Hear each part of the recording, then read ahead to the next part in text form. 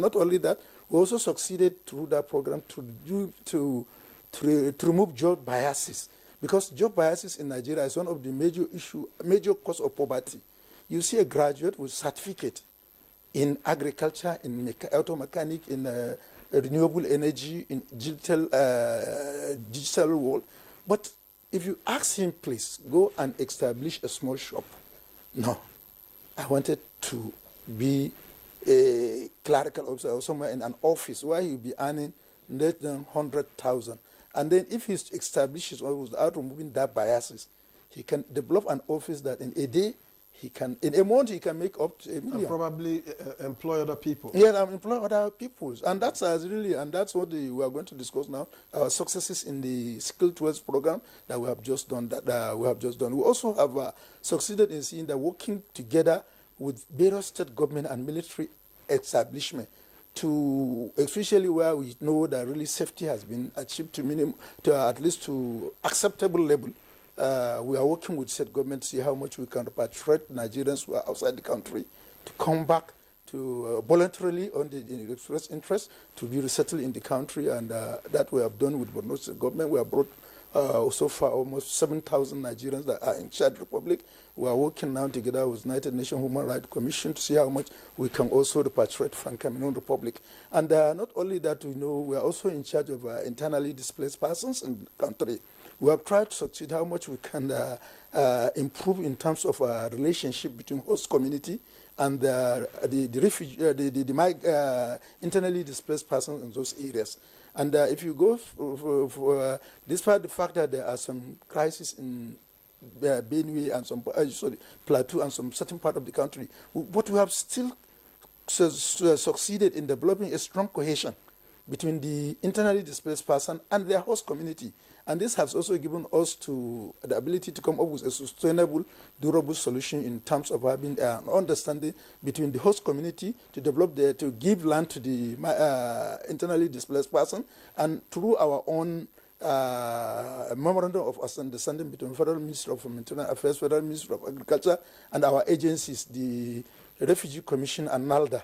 We have gone into MOU that we have. I think I was here last year after we have gone to Plateau State to flag up the harvesting season of that joint venture agricultural distinction between the migrant community and this.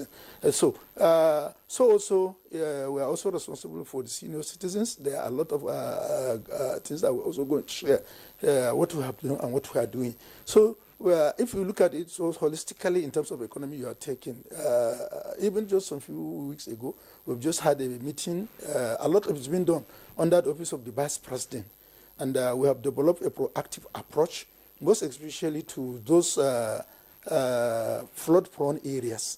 We are going to proactively reach them with certain statements that will allow them to prepare and resistance. But just, Nigeria, we have to say that it's suffering from both natural and climate change disasters. So before we can even reach to level of dispensing what we are dising, that of the Mokwa came and claimed a lot of life. So far, it was over 151 million lives lost. So I want to use this opportunity to condole the government of Niger State and also the relative and every Nigerians who sympathize with them.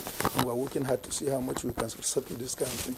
But generally, is to say that Nigeria, just like any other country, we have a lot of challenge, but they are not this. What we're happy is that we have a president who have humane and who is also proactive in terms of his approach. Otherwise, you see, and we are working this in major issue also. We are working to see how much we can have this. As of today, we have the data of almost 3 million Nigerians that are internally displaced. This is a number of states, and it can also mean a number of another country, even in Africa.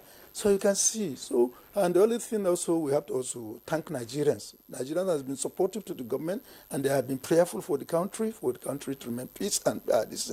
We have record this thing definitely. We will agree that despite the fact that, when you are fighting insurgency, it's just like you can have spike. Sometimes, like as doctors say, some certain action potential. At times, certain things will just trigger and you have a fly. Yes, but otherwise, everybody will know that this government has succeeded in security. But we are saying also there is spike, that there will be a spike, that the ministry is security agencies are seriously working to do it. For instance, now we all knew that 3 years ago, 4 years back, 5 years back, if you say Kaduna, Biningwari, Tegina Road, if you give the people, give them 10 million, you cannot listen. Sadly, I would say one of my cousins is married to my younger sister. Is a driver, and I told him stop following Biningwari Road. And behold, the last day he called me, he said, look, doctor, I have really stick to your advice. And this is my last trip leaving Kaduna. That was his last trip also flying that road. And that is his last day on earth. So he was shooting and this thing. But as of today, the Biningwari market, which is the largest, one of the largest in the country of the cattle market, is open. The road is now being people move it from this thing. But I said, we are not saying that things are, or we have all security challenges are addressed. And I mentioned you must have in insurgency, you can always have that spike. And the government will not allow that spike to last long. No. There are a lot of proactive activities.